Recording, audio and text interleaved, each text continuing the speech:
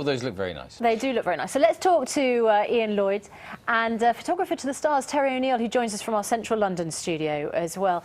Terry, let's talk to you first about these photographs taken by Michael Middleton. So not a professional photographer, but how technically accomplished do you think they are? Well, I found them absolutely charming. I mean, I loved it, the fact they were backlit. It reminded me when I first started photography myself. I just went for the light. And it was really interesting lighting.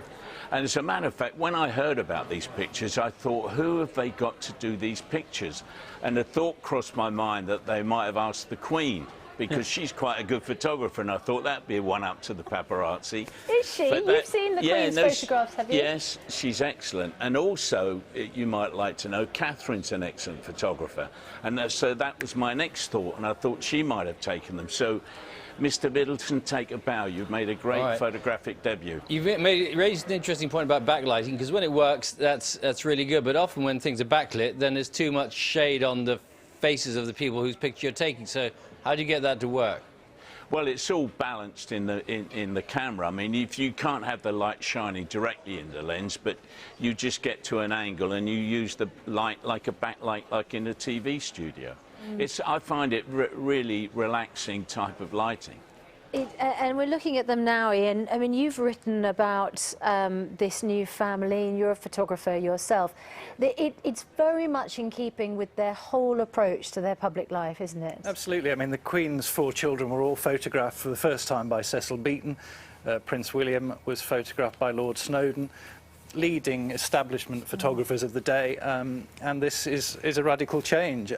Great thing about it for them is they don't have the trouble of having lights and tripods and appointment. If the baby's a bit grisly, you can leave it till tomorrow, you know what I mean? You've got that perfect informal atmosphere.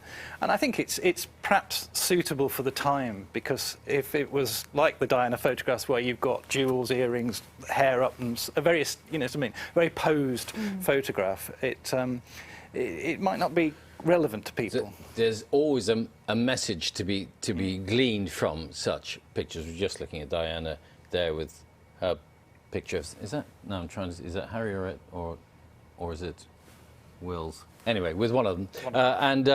But from the modern picture, what message does that send, do you think?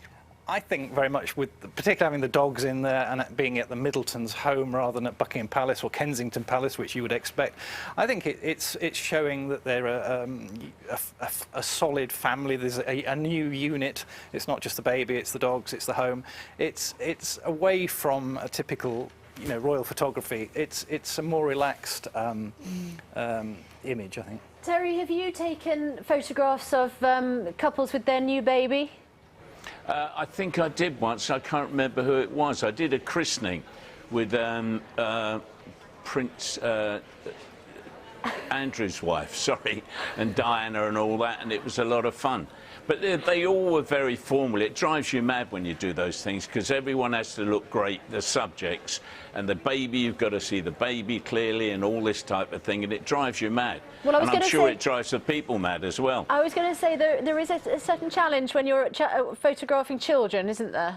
Yeah, and dogs, so he's done a really good job, Mr. Middleton. Well done. That's right, never work with children or animals, they say to people in the visual business, don't they? He's done it with both. Correct. Terry, good to see you. Thanks very much for joining us. Good to see you too. Thank you. And Ian Lloyd, our thanks to you as well. Thanks so much. Oh, thank you very much.